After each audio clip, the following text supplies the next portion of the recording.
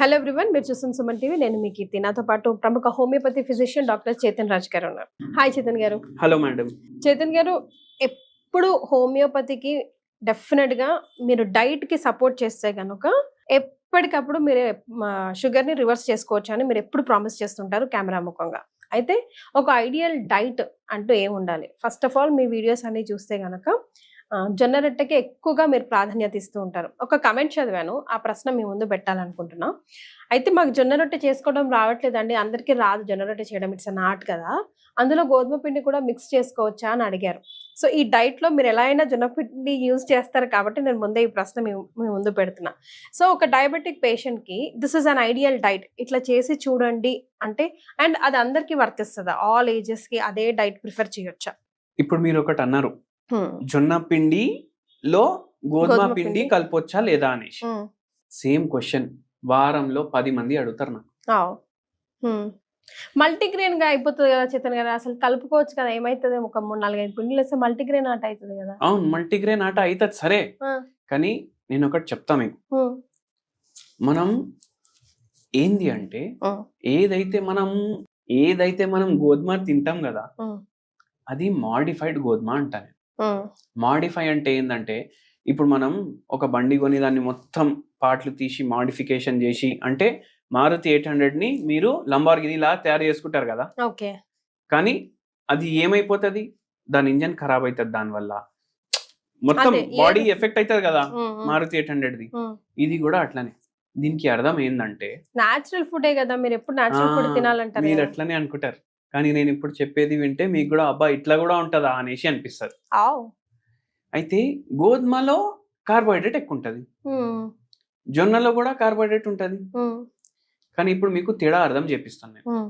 ఏదైతే మనం గోధుమ తింటాం కదా, దీంట్లో కార్బోహైడ్రేట్స్ ఉంటాయి ఎక్కువ, దీంట్లో గ్లూటిన్ ఉంటది ఎక్కువ, దీంట్లో ఫైబర్ ఉంటది తక్కువ గోధుమలో. ఎందుకు మనం ఇప్పుడు ఒక 3000 సంవత్సరాలు వెనకాల టైం మషిన్ లో కూర్చొని పోయినాం అనుకోండి, అప్పుడు ఏమైతుంది తెలుసా మీకు? గోధుమలో కార్బోహైడ్రేట్ ఉంటది, గోధుమలో ఫైబర్ ఉంటది, గోధుమలో గ్లూటిన్ ఉంటది, కానీ తక్కువ ఉంటది. ఎట్లా అంటే, ఇప్పుడు ఎట్లయితే ప్రతిసారి పంట వస్తుంది కదా, ప్రతిసారి పంట వచ్చినప్పుడు వీళ్ళు ఆ గోధుమ తీస్తారు. అంటే ఎవరికి పంట ఎక్కువ వచ్చింది, ఫార్మర్లు మాట్లాడుకుంటారు, అరే నాకు పంట ఎక్కువ వచ్చింది. ఇంకోటి ఏమంటాడు, అరే నా గోధుమ స్వీట్ వచ్చింది, జరా తినడానికి టేస్ట్ జరా మంచిగా వచ్చింది. ఇంకొకడు ఏమంటాడు, అరే నేను 100 కిలో పంట వస్తుంది అనుకున్నాను, 300 కిలో గోధుమది పంట వచ్చింది అంట. ఇట్లా వేల సంవత్సరాల నుంచి నడుస్తుంది. ఇప్పుడు ఏమైతుంది, స్వీట్ ఎక్కువ ఉంది కదా, వీన్ గింజలు వేయాలి. ఇప్పుడు ఈ పంట దీంట్లో ఏమైంది, ఎక్కువ వచ్చింది, వీన్ గింజలు వేయాలి. అయితే ఏమైతుంది, జర రబ్బరీ కనిపిస్తే మంచిగా ఉంటది కదా. ఇప్పుడు రొట్టె సాఫ్ట్ ఉండాలి, ఇప్పుడు గోధుమ. అయితే ఏమైందంటే, దాంట్లో వీళ్ళు వెరైటీలు గ్యాదర్ చేసి మళ్ళీ దీన్ని క్రాస్ పాలినేషన్ చేయడం స్టార్ట్ చేసిండ్రు. అయితే పంట ఎట్లా రావాలి ఇప్పుడు ఫైనల్ గా? స్వీట్ ఉండాలి తినడానికి, టేస్టీ ఉండాలి తినడానికి, స్మెల్ మంచిగా ఉండాలి తినడానికి, ఫైబర్ తక్కువ అయిపోతుంది ఇవన్నిట్లో చూసుకుంటూ. అండ్ ఏమైతుందంటే గ్లూటిన్ పెరిగిపోతుంది. అయితే ఇప్పుడు మనం ఏ గోధుమ అయితే తింటున్నాం కదా, ఇది మాడిఫై అయింది జనరేషన్స్ నుంచి. షర్బతి ఆట మనం తింటాం, ఇది మాడిఫై అయింది. ఎట్లా? పంట ఎక్కువ రావాలి, స్వీట్ ఎక్కువ ఉండాలి, ఫైబర్ ఉండొద్దు, ఇంకా ఉండదు, చాలా తక్కువ ఉంటది. ఎందుకంటే మనం హస్క్ కూడా తీసేస్తాం కదా దాని మీదకి వెళ్ళి, పొట్టు కూడా సన్నగా రావాలి, అయితేనే మనకు ఎక్కువ కేజీస్ వస్తుంది కదా పంట. ఒకవేళ హస్క్ ఎక్కువ హెవీ ఉంటే ఏమైపోతుంది, ఉన్న గోధుమ తక్కువ అయిపోతుంది, ఫైనల్ క్రాప్ ఫైబర్ తక్కువ అయిపోతుంది. అయితే అట్లా తయారైపోయింది గోధుమ. అంటే మనం ఏ గోధుమ నేచర్ ఉంటది దాన్నే ఇట్లా మాడిఫై చేసుకుంటా ఏం చేసేసినాం, ఇట్లా తయారు చేసినాం, మొత్తానికి ఎందుకు పనికి రాకుండా చేస్తాం.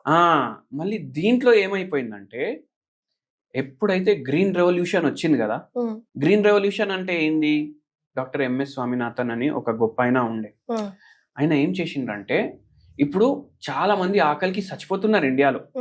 ఇప్పుడు వీళ్ళు అందరు కడుపులు నింపితే ఏమైతుంది, వీళ్ళు బతుకుతారు.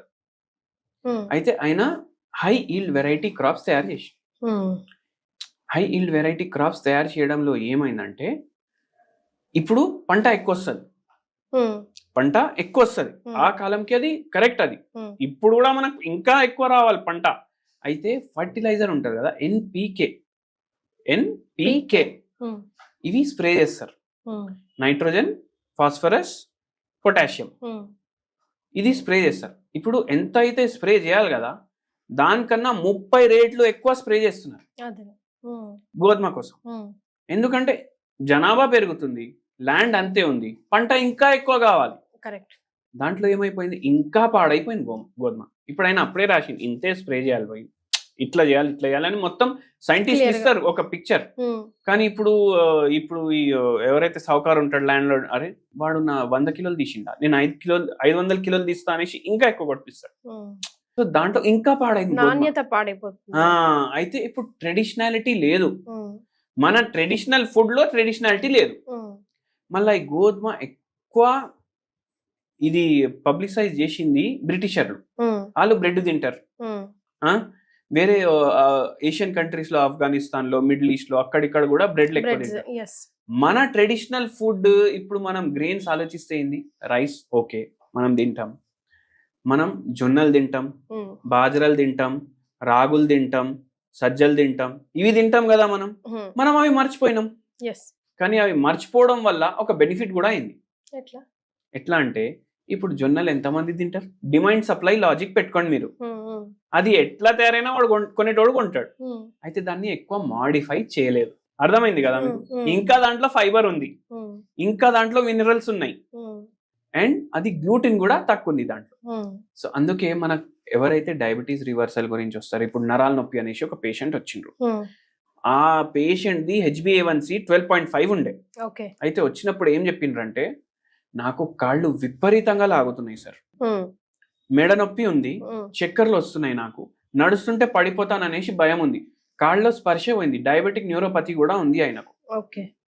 నాకు ఇప్పుడు టాబ్లెట్లు తీసుకుంటున్నాను, నేను ఇంకా ఇంజెక్షన్ కి పోమంటున్నారు, నాకు పోబుద్ధి అయితలేదు.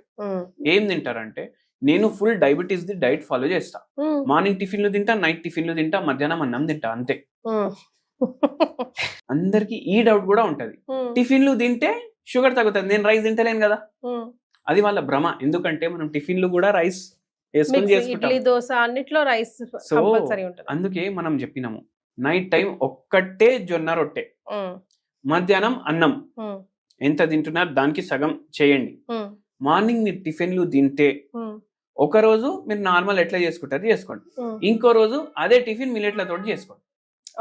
ఇవాళ ఇడ్లీ తిన్నారు కదా, రేపు మీరు కొర్రలతోటి ఇడ్లీలు తినాలి, ఎల్లుండి మీరు దోశ తిన్నారు అనుకోండి, దానికి నెక్స్ట్ డే మీరు రాగులతో దోశలు చేసుకోవాలి.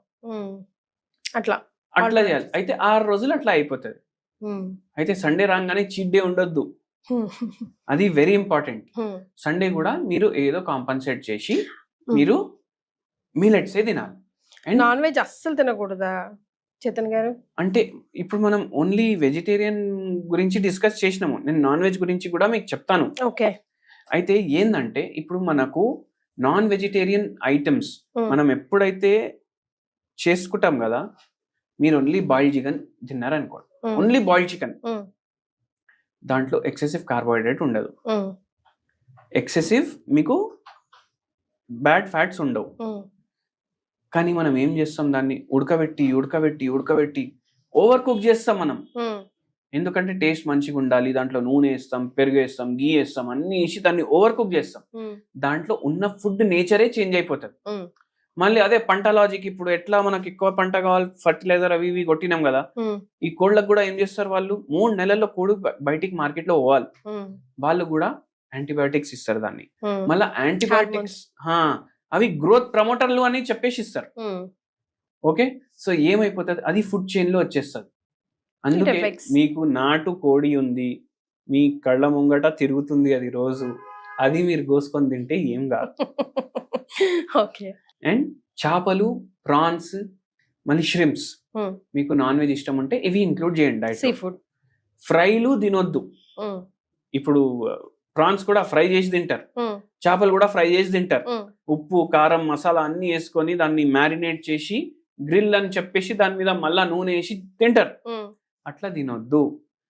చేపల పులుసు మీరు తిన్నారనుకోండి, చేపల పులుసులో మనం చింతపండు రసం కూడా వేస్తాం కదా, అది ఏం చేస్తుంది తెలుసా మీకు?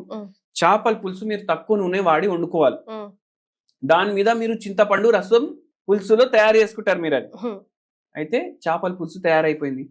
చింతపండు ఉండడం వల్ల it inhibits the absorption of carbohydrate.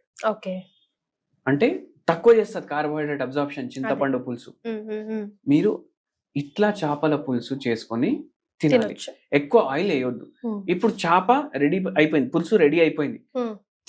ఇది ఏదైతే ఆయిల్ ఉంటది కదా అది ఇట్లా తేలొద్దు పైన, ఇంతే ఆయిల్ వేసుకోవాలి మీరు దాంట్లో. అట్లా ఆయిల్స్ తగ్గించాలి, ఓవర్ కుకింగ్ చేయొద్దు ఫుడ్ ని. చేపలు రెగ్యులర్ గా ఇంక్లూడ్ చేస్తే B12 కవర్ అవుతుంది. ఇప్పుడు ఈ నరాల పేషెంట్ కి కూడా మనం 2 times ఏమో మిల్లెట్లు తినండి అని చెప్పినాము. ఆల్టర్నేట్ డే 2 times అవుతుంది, లేకపోతే 1 time అవుతుంది. ఎందుకంటే మార్నింగ్ ఒక రోజు నార్మల్ టిఫిన్ తింటున్నాం కదా అట్లా. మళ్ళీ ఇంకోటి కూడా ఏం చెప్తామంటే, మీరు ఎంత తింటున్నారు మీరు మీ ఇంట్లో అబ్జర్వ్ చేయండి. ఎవరు బక్కగా ఉన్నాడు, ఎవరు లావు ఉన్నాడు, బక్కున్నోడు ఎంత తింటుండో అబ్జర్వ్ చేయండి, మీరు అంతే తినండి. మనకు అనిపిస్తుంది అరే నేను ఇంతే తింటా నేను అని అనిపిస్తుంది మనకు, కానీ అట్లా అబ్జర్వ్ చేయండి. ఫైబర్ ఇంక్లూడ్ చేయండి మీ డయట్ లో. ప్రతి పేషెంట్ కి ఇదే చెప్తాం. ఈ నరాల పేషెంట్ కి అయితే మనం మెడిసిన్ స్టార్ట్ చేసినాక, షుగర్ వ్యాధి అయితే పూర్తిగా రివర్స్ అవ్వడానికి 2.5 years పట్టింది ఆ పేషెంట్ కి. కానీ నరాల సమస్యలు, మళ్ళీ యూరిన్ లో కూడా ప్రాబ్లమ్స్ ఉండే, న్యూరోపతి సమస్యలు ఒక 7 months లో దేవుని దయతో తగ్గిపోయినాయి.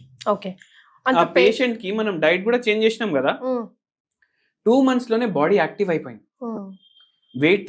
వెయిట్ లాస్ కోసం కూడా హెల్ప్ చేసింది, అండ్ షుగర్ వాల్యూస్ కూడా తగ్గినాయి. మనం 4 months కి చేపిస్తాం అన్ని. సో గ్రాడ్యువల్ గా కానీ మంచిగా దేవుని దయతోటి పేషెంట్ ఇస్ ఆల్ రైట్. అదే అంత పేషెంట్ గా ఉంటారండి పేషెంట్స్ కూడా. ఇప్పుడు 2.5 years అంటే మీకు ఒకటి చెప్తాను, ఎప్పుడైనా ఏ డాక్టర్ అన్నా ఏ డాక్టర్ అయినా, అది ఇంగ్లీష్ డాక్టర్ అన్నా, హోమియోపతి డాక్టర్ అన్నా, ఏ డాక్టర్ అన్నా, పేషెంట్ ఎవరైతే వస్తారో వాళ్ళకి పేషెన్స్ ఉండాలి ఫస్ట్. వాళ్ళకి పేషెన్స్ లేకపోతే పరిశాని అయిపోతారు ట్రీట్మెంట్. ఎందుకంటే వాళ్ళకి నమ్మకం ఉండాలి, సపోర్ట్ చేయాలి, టైం కి మీరు చెప్పింది చెప్పినట్టు చేయాలి. ఇప్పుడు ఒక పేషెంట్ వస్తారు, ఫస్ట్ విజిట్ వచ్చిండ్రు, హైపోథైరాయిడిజం ప్రాబ్లం ఉండే. అయితే ఎంత ఉండే హైపోథైరాయిడిజం? ఫస్ట్ 2 months లో మనం చెప్పినాం అంతా మీకు చేంజెస్ రావు అనేసి. 10.5 ఉండే TSH. ఇప్పుడు 2 నెలల తర్వాత వచ్చిండ్రు, మనం ఏం చెప్పినాము 6 నెలల వరకు మనం టెస్ట్ చేపియము. 2 months తర్వాత మళ్ళీ ఆయననే టెస్ట్ చేపించుకొని వచ్చిండ్రు, 10.5 బదులు 10.7 వచ్చింది. సార్ మీ దగ్గర మందులు వాడినాక కూడా పెరిగిపోయింది కదా అనేసి అని. అయితే సార్ మీరు మందులు కంటిన్యూ చేయండి, పేషెంట్ కి పేషెన్స్ ఉండాలి. 6 నెలల తర్వాత నేను టెస్ట్ చేపిమంటే మీరు 6 నెలల తర్వాత చేపియాలి. సో మీరు అట్లా చేయండి మెల్లమెల్లగా. మళ్ళీ 6 నెలల తర్వాత టెస్ట్ చేయించిన 6.4 వచ్చింది. 10 నుంచి 6.4 స్లోగా తగ్గుతుంది, కానీ తగ్గుతుంది. పేషెంట్ అంటే మనం ఏది డయట్ చెప్తే డయట్ వినాలి, మనం మందులు టైంకి వేసుకోమంటే టైంకి వేసుకోవాలి. ఇవి చేస్తే మనకు రివర్స్ అవుతుంది. ఇప్పుడు మీరు అన్నారు 2.5 ఏళ్ళు ఎవరు అవుతారు, నా దగ్గర అంత టైమే లేదు. కానీ వేరే మందులు వాడితే మీరు లైఫ్ టైం వాడుతున్నారు కదా మందులు. ఇప్పుడు లైఫ్ టైం స్లోవా 2.5 ఏళ్ళు స్లోవా మీరు చెప్పండి. 2.5 ఏళ్ళే స్లో కదా. సో ఆ లాజిక్ తోటి మనం మందులు వాడు స్టార్ట్ చేయాలి, అండ్ సైడ్ ఎఫెక్ట్ ఉండదు. హోమియోపతి అంటేనే slow and study, but root cause నుంచి సొల్యూషన్ ఇస్తుంది. దానికి మనకు పేషెన్స్ చాలా ఇంపార్టెంట్. సో విన్నారు కదా చేతన్ గారు చెప్పిన డైట్ ప్లాన్. డయాబెటిక్ అంటేనే డైట్ ప్లాన్ చాలా ఇంపార్టెంట్. ఆ తర్వాత హోమియోపతి ఆఫ్ కోర్స్ 100% సపోర్ట్ చేస్తుంది. సో ఈ వీడియోని సేవ్ చేసుకోండి, షేర్ చేయండి. Thank you so much Chetan garu. Thank you అండి.